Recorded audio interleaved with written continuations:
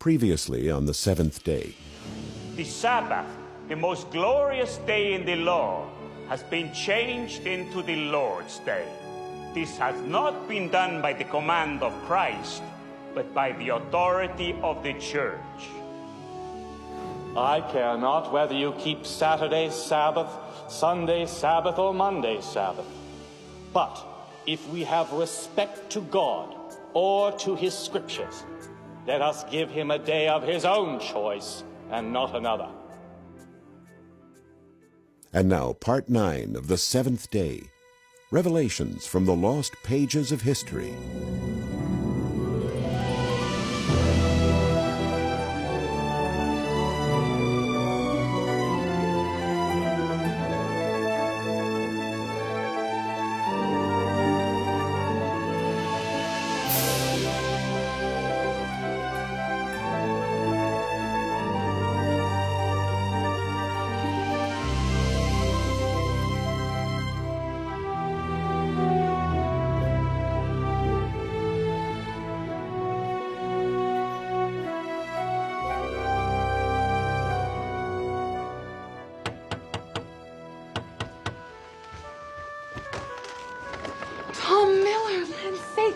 Come in. Let's get these wet things off before you freeze to death.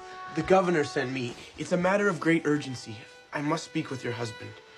He's not well, Tom, but I know he'll be glad to see you. Come and sit by the fire.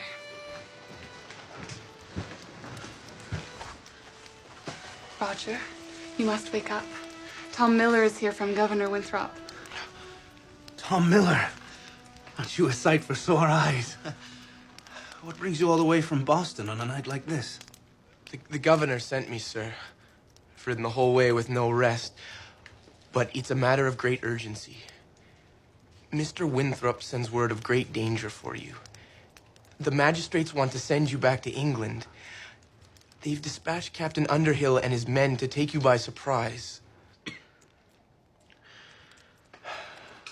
So, my high and mighty judges, they're not content with banishing me from the colony. Do they not know I am a sick man? Mary, some of that special tea, please. I would offer you some, but it's a rather bitter concoction. I was taught it by the wild Americans, the barbarians, as the Christians like to call them. And yet we are the ones who have stolen their birthright and occupied their homeland. And we call them barbarians. Thank you, dear. And I've got something for you too, Tom.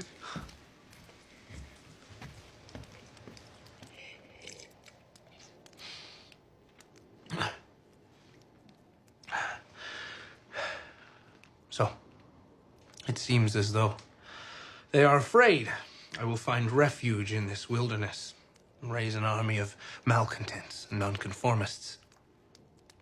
This is now their plan for my future. It's the dead of winter, and they want to send me on a ship back to England. Perhaps England would be a welcome change. More civilized and all. Civilized, you say? Let me tell you what going back to England means. Going back to England means falling into the merciful hands of the Archbishop William Laud. I can well remember how civilized he was when he condemned Alexander Leighton for following his own conscience. Leighton? We've not heard of him. As fine a Christian as walked. In civilized England, William Laud, in Christian kindness you can be sure, condemned him to 36 stripes across his naked back, to have his ears cut off, his nose split, and his face branded. And then our Christian friend had him pilloried in the frost and snow. I suppose my crimes are worse than his. I am to be hounded from my home and family for standing in support of freedom, for preaching the gospel of liberty, and for upholding the rights of every man, even the Indian. Tom Miller, thank you for bringing me this news. Go to the governor and thank him for his warning. I tell him I am not for England. I will live free in this new world, whatever the cost. But, sir, what No arguments, my lad. I'll be fine. I know this good land far better than Captain Underhill, I can assure you of that. And go now. And God be with you. And with you, sir.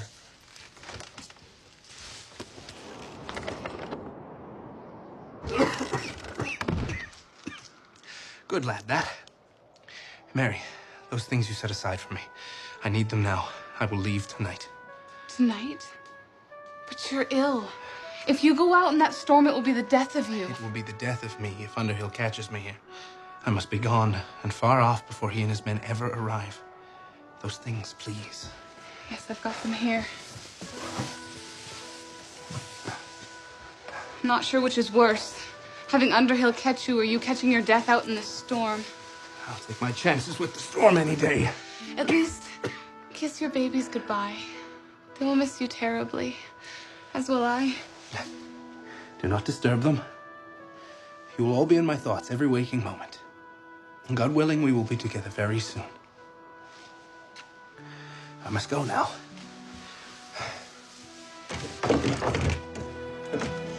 If Underhill catches me here, you may well be in danger yourself.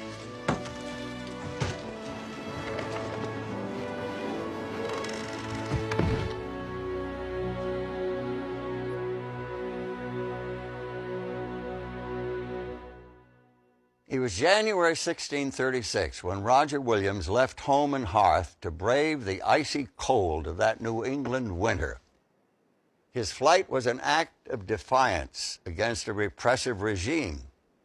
And this was a defining moment in the cause of religious liberty. And it would have a significant impact on the story of the seventh-day Sabbath. Historians and biographers portray Roger Williams as a man of strong convictions, a warm heart, and a stubborn, invincible will. He was passionate about the individual rights of all men, and he advocated the separation of church and state, a truly radical concept in a world where religion was enforced by civil law.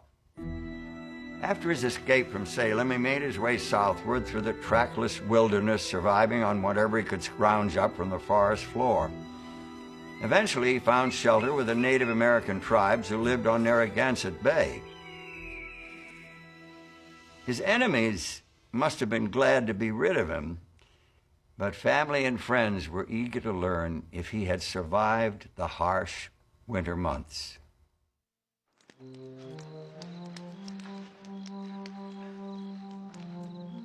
I'm sorry. I'm looking for my friend, Mr. Roger Williams. I was told you may know about him. Well, he was very sick and is more than likely... He's more than likely been nursed back to health by his good friends and is doing just fine, thank you. Mr. Williams! So, my young friend, you finally found me. Well enough. Does the governor still remember me? I could use some news about Salem or Boston. Come, sit down. Tell me. Well, sir, Mr. Winthrop bade me find you and wishes for news that you are well. And Mrs. Williams sends her love, too, and says that she and your daughters are fine and hope to see you soon. I am well, as you can see. And thanks to God and the kindness of my red friends here, I shall soon have a grant of land, and fairly earned. This is the land of liberty you are seeking. Liberty, inalienable rights, and no power of government over spiritual matters. Does it seem strange to you that I claim freedom for every man? Well, the Puritans of Boston used the sword to enforce their religion. But to force religion on an unwilling convert is nothing less than the rape of a soul. See, Tom, the sword of man can force an entire nation into a sort of formal religious pretense. But that is worthless before God. It is only the sword of his spirit that can rightly rule over matters of conscience. So, when you go to the governor, tell him, I must act according to my conscience. I will have a land of freedom, where men may live and worship according to their consciences. And take word to Mary that I will send for her soon. I miss her and the babies very much. My youngest is named Freeborn, which which is exactly what she is. I am determined that she will grow up in a land of liberty. I will make a place for my family where we can be truly free. Now, you must be starved. And let me tell you... The grant of land that Roger Williams received, fairly earned, from the Narragansett tribe, became a safe haven for those who opposed the mandatory religion of the established colonies. His vision of personal freedom is immortalized in the charter of the Rhode Island colony, the colony that he founded.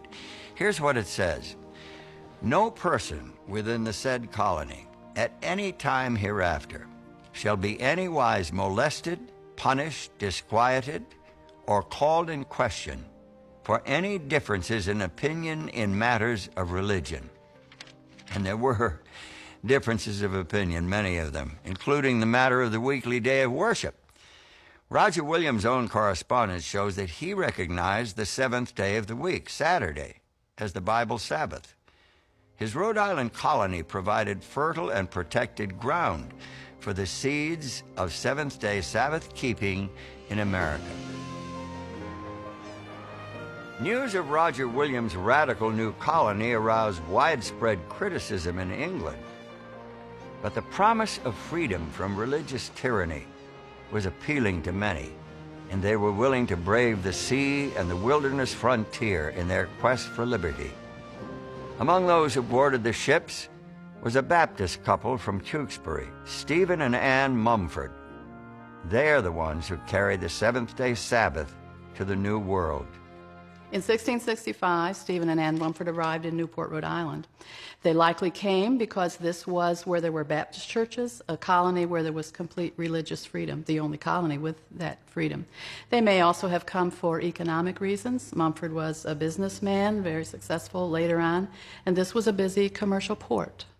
In December of 1671, the Mumfords and a handful of others formed the first Seventh-day Baptist congregation in America. The group flourished within the protected environment of Rhode Island, but when members ventured beyond the shelter of their home colony, they ran into trouble.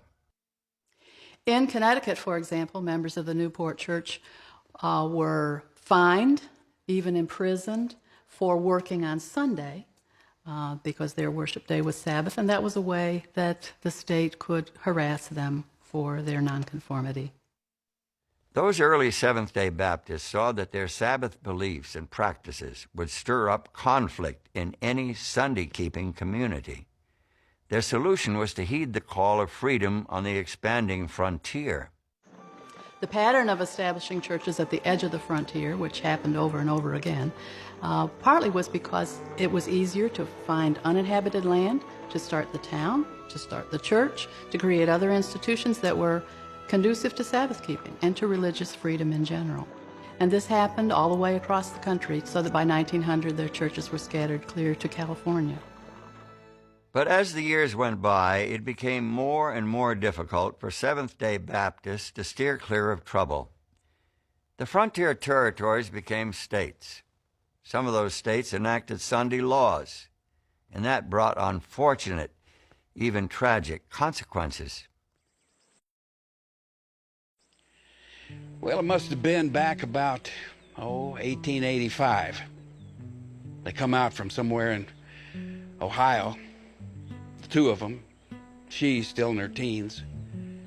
They were just married, and they came out to live their lives in the Promised Land. Danfield, that may have been the name. He was John. I don't think I ever really knew her name. She... Pretty little thing, though. She hard worker even when she was expecting. They took that land over by the state line 4 or 5 miles from town. They had a horse, a couple of cows, and really did a nice job with that place. They had a fine cabin and a good well, and that first year they grew up a right nice garden. Now, most folks in this area are religious. These people were Seventh-day Baptists, you know, the ones that take Saturday for Sunday. Living so far out of town, I thought that their religion would be their own business. But they did have things sort of mixed up, not working on Saturday. Sabbath, they called it, and They treated Sunday like any other working day when the other people were going to church. Anyway, things were going fine until a mean-hearted citizen brought a complaint to the grand jury. The grand jury, mind you. I thought there was no call for that, but folks were saying that John was defiling the Lord's day every week. But he was only doing what he thought God wanted him to. But that made no difference. That grand jury, they tried him, convicted him, and sentenced him right then and there. He had to pay a fine or go to jail. Now, this young feller had real spine. He figured since it was a free country, he could have his own religion and follow it. He flat refused to pay. Well, sir, those deputies, they drug him right off to jail. Left his wife alone up there with a babe just a few weeks old. It was bad enough, him in jail, worrying about his wife and babe and all, but it was even worse for her. Separated from her husband, no support from anyone. Oh, one or two of the ladies did come up from town, but she was pretty much left on her own up there.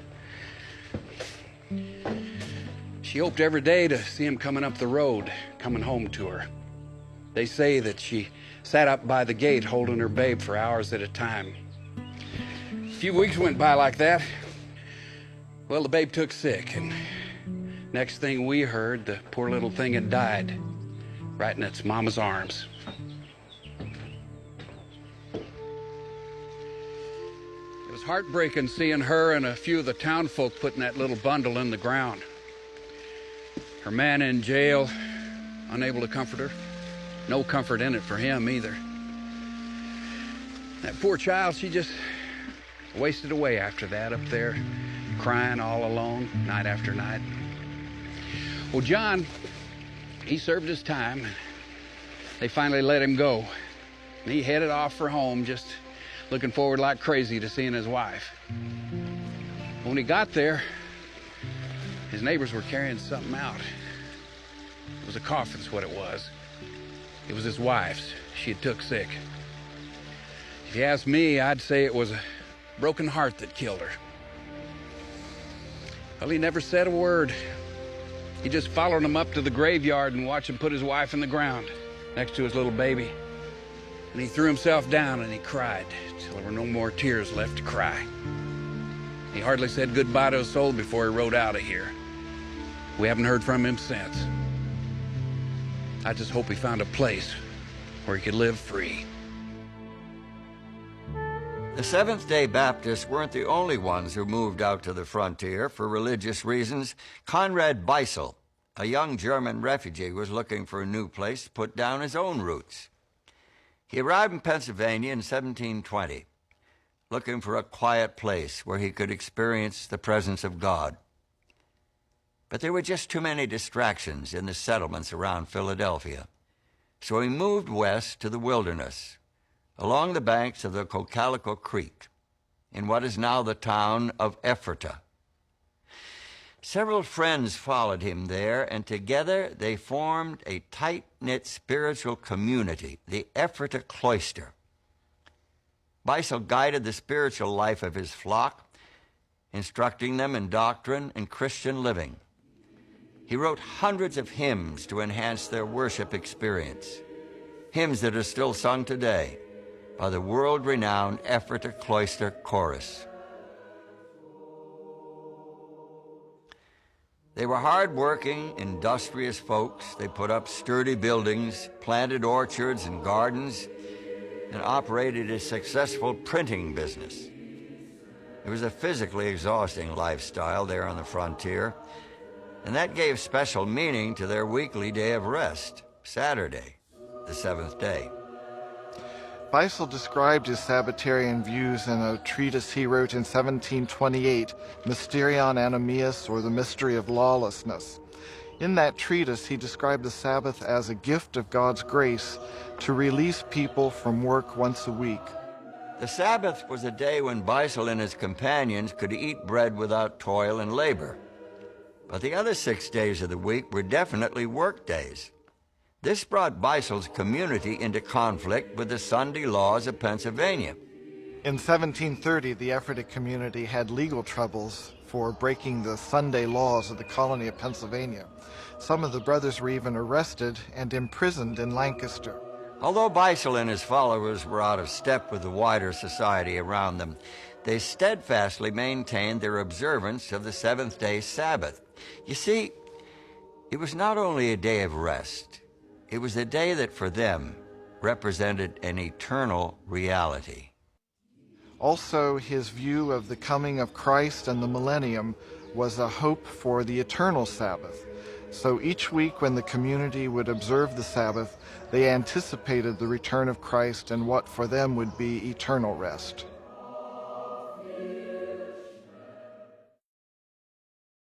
Like Beisel, Nicholas Ludwig von Zinzendorf was born in Germany. He was a count, part of a noble family. Even as a young man, he had a sensitive devotional spirit. When he was 19, he visited a gallery in the town of Dusseldorf, where he saw a painting that would change his life forever. It portrayed Jesus on the cross, wearing the crown of thorns. Beneath the painting, he read the words, "All this I have done for thee.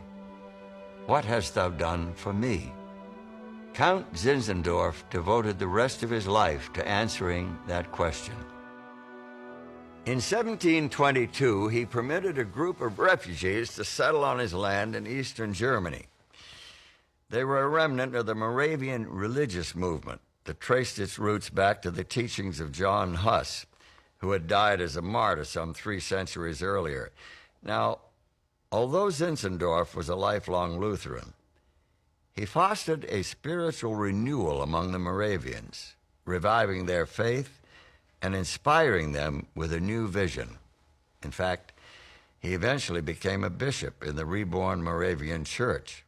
Zinzendorf had a vision of how the message of Christ's love could be shared with the whole world.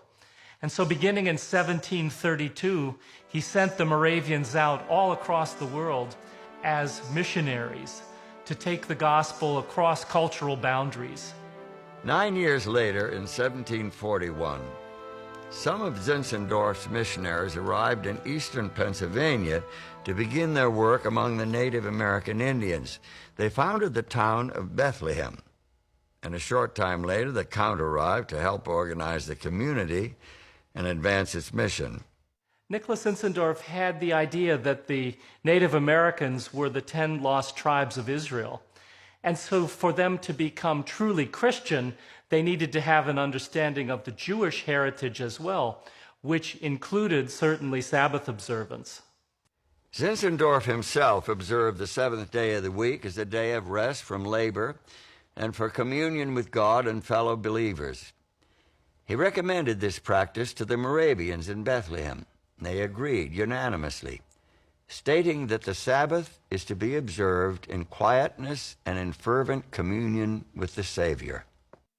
Zinzendorf felt that the Sabbath was the actual day of rest, and that's when they began to mentally prepare themselves to, as I believe Zinzendorf wrote at one point, let God work in them. And then Sunday was the legal Sabbath that English law provided for, and the Moravians actually practiced both.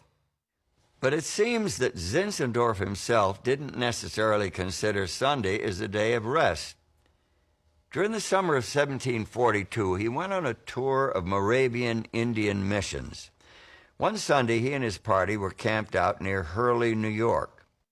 While they were there, some of the local dignitaries came to visit them, and Count Zinzendorf was somewhat distracted because he was writing a hymn, and so he did not receive the visitors with the attention that they felt was their due. One of these worthies announced that he was the justice of the peace and, with a sort of huffy attitude, remarked that the Count seemed to be very industrious for a Sunday afternoon. The next day, he hailed the Zinzendorf party into court and fined them 18 shillings for Sabbath violation. Next time on the seventh day, remember the Sabbath day to keep it holy.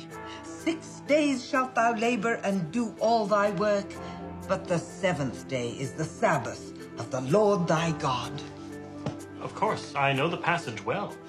How can you content yourself with observing the first day? But, Sister... The first day, Elder Wheeler, which is Sunday, rather than the seventh day, which is